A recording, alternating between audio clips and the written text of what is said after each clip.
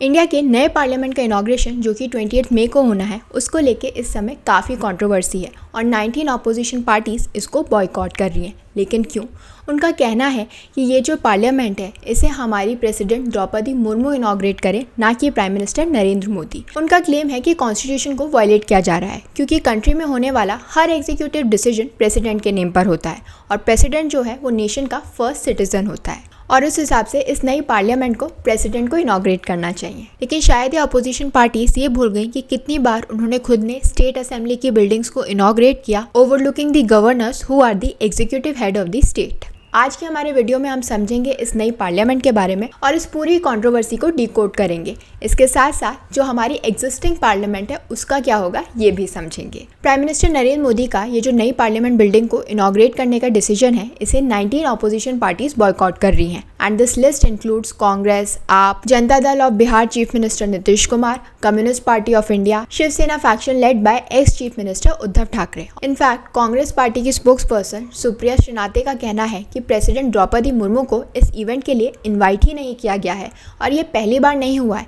इससे पहले जब पार्लियामेंट का फाउंडेशन स्टोन रखा गया था तब भी फॉर्मर प्रेसिडेंट रामनाथ कोविंद को इनवाइट नहीं किया गया था। और दूसरी तरफ बीजेपी के स्पोक्स पर्सन शहजाद पूनावाला का कहना है कि ये जो हमारी पार्लियामेंट है ये मंदिर है डेमोक्रेसी का, जिसका इनॉग्रेशन 28 मई को होगा और कांग्रेस जो कि मदर है हिपोक्रेसी की, वो इसके अंदर अड़चने लाना चाहती है। और इस पूरी कंट्रोवर्सी के चलते एक PIL भी फाइल की गई है by advocate CR Jayasukin in the supreme court, जिसके अंदर इशू रेज किया गया है कि according to article 79 of the Indian constitution ये जो हमारा पार्लियामेंट है it consist of the president and the 2 houses. और ये भी पॉइंट आउट किया गया है कि जो प्रेसिडेंट है वो फर्स्ट सिटीजन होता है नेशन का and has the power to summon and prorogue the parliament sessions. इसके अलावा जो प्रेसिडेंट है वो ही अपॉइंट करते हैं प्राइम मिनिस्टर और बाकी सारे मिनिस्टर्स को, और जितने भी एग्जीक्यूटिव एक्शंस लिए जाते हैं they are taken in the name of the president. So इन्हीं आर्ग्यूमेंट्स को पॉइंट आउट करके एडवोकेट का कहना है कि इस सेरेमनी के लिए प्रेसिडेंट को इनवाइट ना करना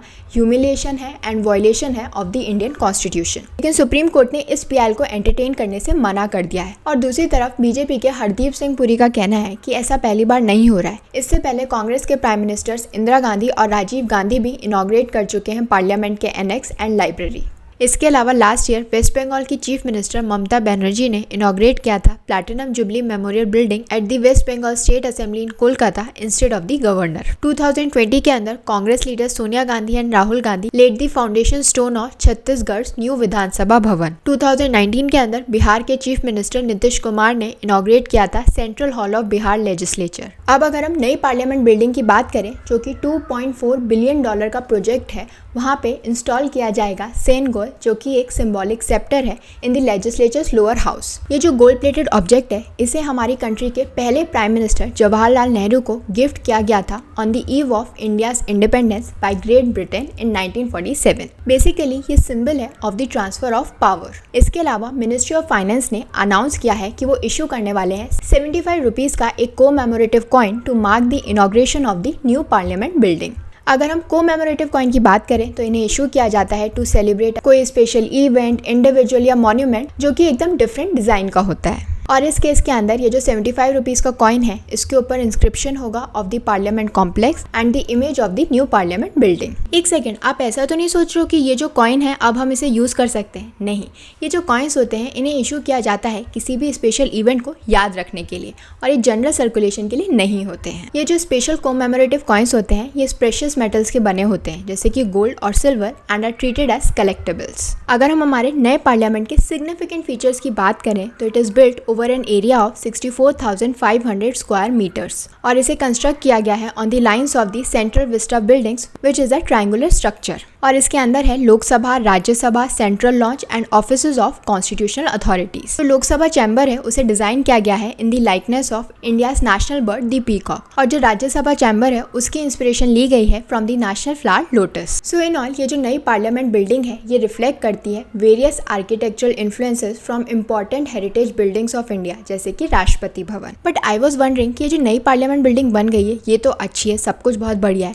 जो हमारी एग्जिस्टिंग पार्लियामेंट है उसका क्या होगा, क्या उसे डिमोलिश कर दिया जाएगा? नहीं, ऐसा नहीं है, क्योंकि हमारी जो एग्जिस्टिंग पार्लियामेंट बिल्डिंग है उसने बहुत कुछ विटनेस किया है, जैसे कि इंडिया की इंडिपेंडेंस, कॉन्स्टिट्यूशन का अडॉप्शन, और इसे कंजर्व और रिजुविनेट करना is a matter of national importance. यही रीजन है कि गवर्नमेंट ने डिसाइड किया है कि एग्जिस्टिंग पार्लियामेंट को डिमोलिश नहीं किया जाएगा। इनफैक्ट ये जो नई पार्लियामेंट है ये फ्री कर देगी एग्जिस्टिंग पार्लियामेंट बिल्डिंग को for heritage sensitive restoration and refurbishment for future use. और 2022 के अंदर एक मीडिया रिपोर्ट ने ये भी क्लेम किया था ये जो एग्जिस्टिंग पार्लियामेंट बिल्डिंग है इसे कन्वर्ट किया जा सकता है into a museum as a part of the redevelopment of the central vista. और अगर ऐसा हो गया तो ये जो करंट पार्लियामेंट बिल्डिंग है it can be opened as a museum, और जो विजिटर्स हैं they may actually sit in the current Lok Sabha chamber. अब आप लोग सोच रहे होंगे कि जब करंट पार्लियामेंट ठीक है तो इतना खर्चा करके नई पार्लियामेंट बनाई क्यों गई है।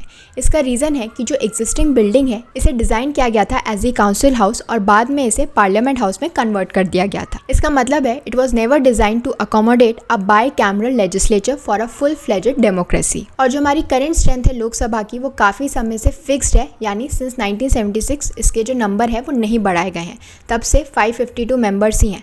और अगर पार्लियामेंट की जो स्ट्रेंथ है वो इंक्रीज़ की जाती है then in that case it will be necessary to ensure कि जो पार्लियामेंट के हाउस हैं उनके पास फैसिलिटी है for a larger parliament to function. In short government का कहना है कि जो प्रेजेंट लोकसभा और सेंट्रल हॉल है they are full to their capacity and can not be expanded any further.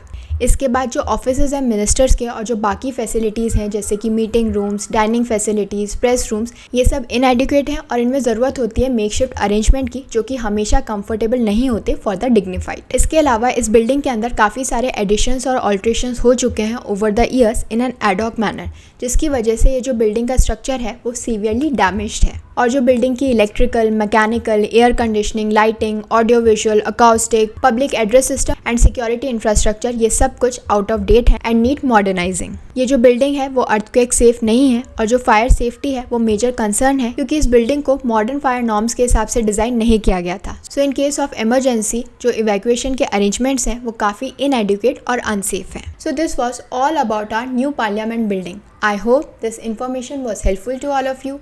Please do like, share and subscribe to my channel. Thank you.